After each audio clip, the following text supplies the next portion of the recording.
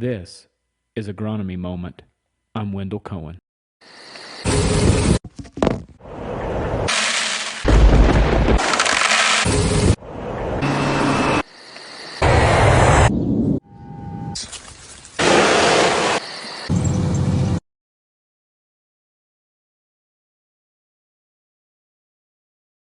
We are ready to dive into this segment here on ALS chemistries. And the reason that kind of inspired this, we might do more on chemicals as time goes on, but I wanted to talk a little bit about ALS chemistries because this is the time of year when it's a good time to use this technology. Right? Yes. When we get into spring and summer, we start running into resistance levels that the weeds have to some of these, and they still have a place, they have a use. I want to talk just a little bit about the Acetolactate Synthase Inhibitors and why resistance occurs. I've studied this for a long time. Like, this is a topic I've looked at for a long time. And I'll just confess, as I'm a fairly ignorant person when it comes to chemistries, but I've learned a lot in the last 2 weeks, so I do know a little more than I used to. Yeah, I wouldn't have ever known the way you rolled through that. Through the name. Thank you. Good job. So we're going to dive into why resistance occurs, what we cannot control, and how we can improve weed control based on the things we can utilize. So, Celena, talk a little bit about resistance and relates to why these herbicides have a weakness here. Yeah, so thinking specifically about ALS and how long we've used them, the methods of which we use them, how long we have relied specifically only on ALS chemistries, that is leading to some of the problems that we have. So I think that kind of gets into a little bit of the last bullet point. So I don't want to really jump ahead there too awful much. But a lot more research has been done to kind of shed some light on just resistance in general, but ALSs. You're right, and so we talked about this first one, I talked about the resistant plants were found infrequently before herbicide use. So it wasn't like it was common, but there are plants that are naturally in the wild. They naturally resist this, and the way ALS inhibitors work, this side of action is it targets a certain specific enzyme, as the name alludes to, the acetolactate enzyme, and this enzyme is responsible for amino acid production, which is very, very critical to a plant's membrane structures inside its leaves and its whole plant structure, period. Physiology. It's physiology. There you go. That's a better terminology. That sounds a little more professional. That's more better. So what happens with these chemistries in particular is when that substrate, which I think is an ammonium substrate, lands into this enzyme, it converts it into, am I correct in that? Is it converts it into an amino acid, ultimately? Yes. Anyway, this particular enzyme seems to have a really good way of being able to resist. It can, with a small genetic mutation, it can no longer receive this chemistry. And then it's game over as it relates to spraying. And like you just mentioned, and what we're coming up to is we're talking about how many ALS chemicals are out there on the market today. When that enzyme resists, let's say, one of these chemistries, like Harmony, or I'm just going to throw out, some sort of chemical, it tends to resist all of them. It tends to not receive any of them. And so, because of how many chemistries we have, we find that mutation, I guess, it starts to resist them all. Now, they're finding out as well is that some of these weeds, they used to feel like it was only the sick weeds, it was only the defective weeds that were out there that resisted this herbicide, but they're finding they're actually healthy and fit weeds that do really well, and there's a certain percentage of those that this chemistry is resistant to. So what we end up happening is you end up with a natural selection. You end up with these weeds pollinating with other weeds and basically increasing the amount of options, the amount of weeds that are growing in new generations that have this resistance. You use these chemistries a lot, and we start relying on them a lot.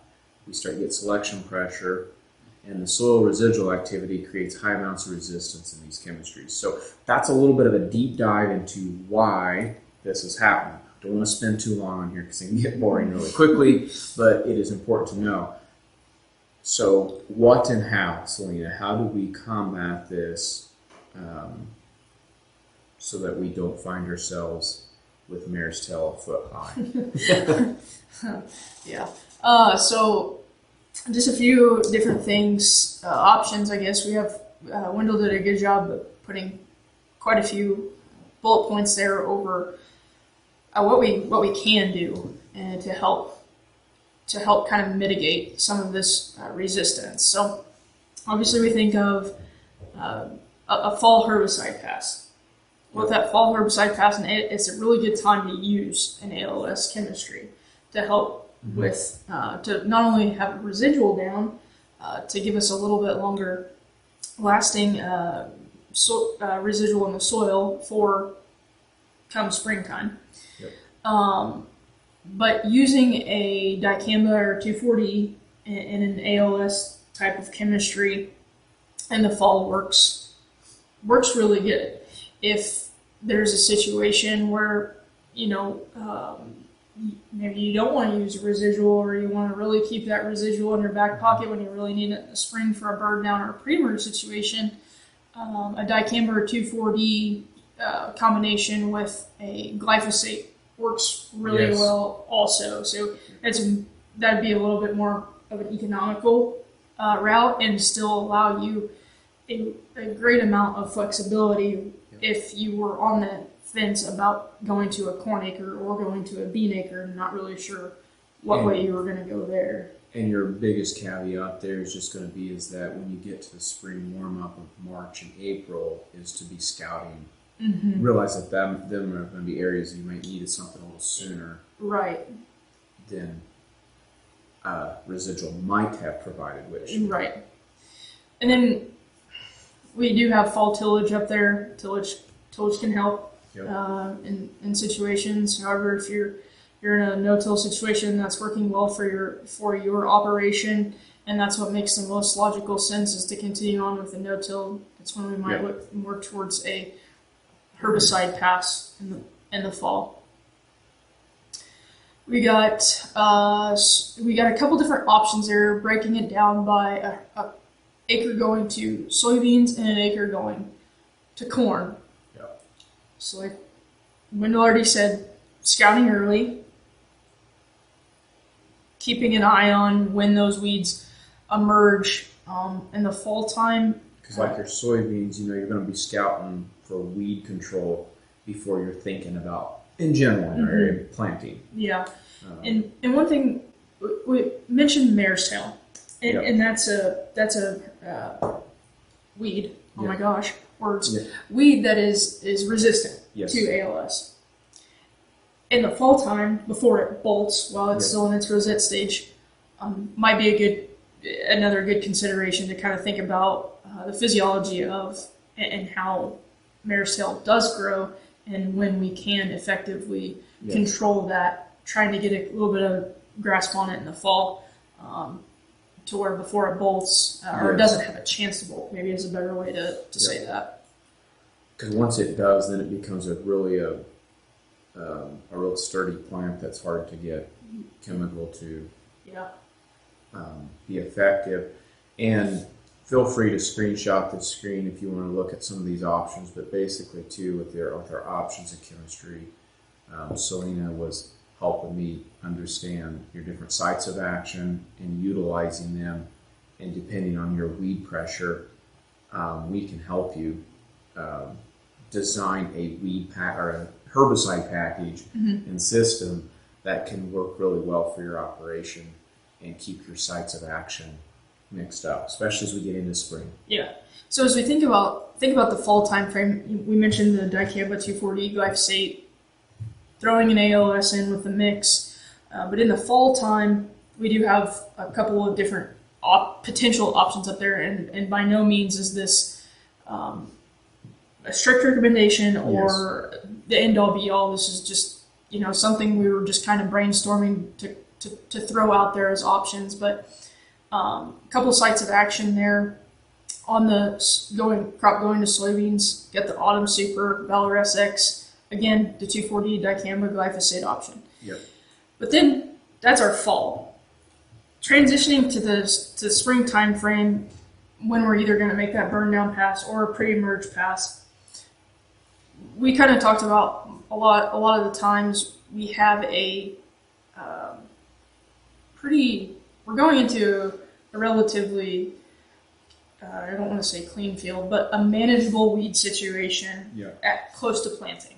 So that pre-emerge time frame where we can use, we can still use an ALS, but don't only use an ALS. Make sure we're using multiple modes of action on that acre in the springtime with an ALS and maybe a PPO or a dual, something that is going to provide us another mode of action and more soil residual activity that we're going to need. I just have to think is that, a soil plow is probably not the best tool for applying this, so somehow it's snuck in here. Yeah, I didn't know that was on there. But anyway, sorry for the distraction, but back to your point is using your multiple modes of action and breaking up getting away from your ALSs as you get into spring and using your group 14 like Sharpen, group 5 like Metribuzin, group 15 like Zidua. Yeah, and like I said, you can still use your ALS, but don't rely 100% fully on her. Overlap those, use multiple modes of action to be able to combat that resistance. And then if we want to back up this slide again and just go back to our corn, just talk a little bit about that. That's just looks a little bit different in the spring, right? Because typically you're doing a tillage pass. You go ahead and planting because it's early. And two, the fall pass could look a little different as well as if that's what you're going after with the herbicide. If you know you're going to a corn acre, freeing up or having another option, a group 5 option with a Princep, Simazine, and then also your dicamba 2,4-D glyphosate, a basis blend or degree as well, kind of in the fall time frame. So just depending on if you know what acre you're going to, or if you don't, there's just a couple of different options. I say a couple. There's way more than a couple, but just something to throw at the dartboard. Absolutely. And as you all know, you can give us a shout anytime. And if you are in an area that's outside of our area, Beck's Hybrids covers a wide geography. Your agronomist in that area can help you out greatly there. Absolutely. And then back to our summary again, corn option using a group 2, like we talked, your triazine, ALS blend, basis blend with a growth regulator, and then using your group 27, like your Callisto, atrazine, you mentioned that already, and dual. Yep. Making sure we take advantage of using HPPD in our spring pass. With the Callisto example, Callisto. And multiple modes of action there. And put it on with that soil tile plow, and you'll be good to go. And so good luck anyway, with that. Thank you very much. Is there anything you want to wrap up as we come on chemistries? We just want to do a really deep dive really quickly and get into the weeds really quick and then just come right back weeds out. Literally, Literally, no pun intended here. I'm a big fan of dad jokes, by the way, and so I like those actually. I say I'm a secret fan of dad jokes.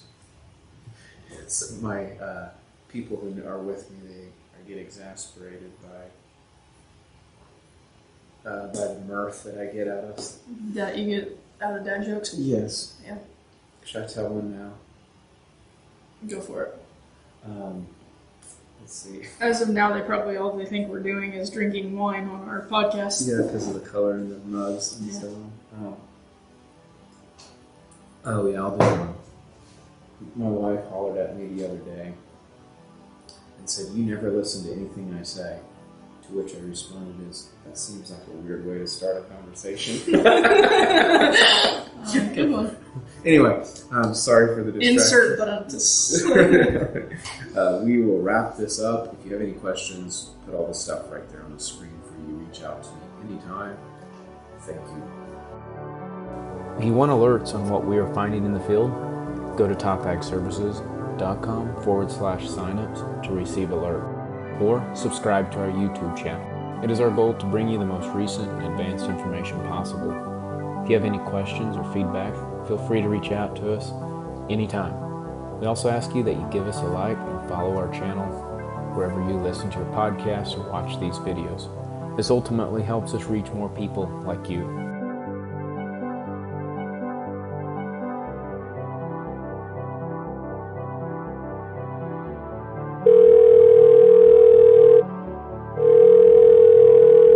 Hello? Hey, this has been Wendell Cohen, your show host. Thank you to all who made this show possible.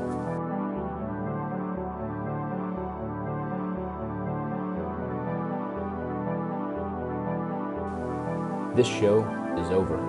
See ya.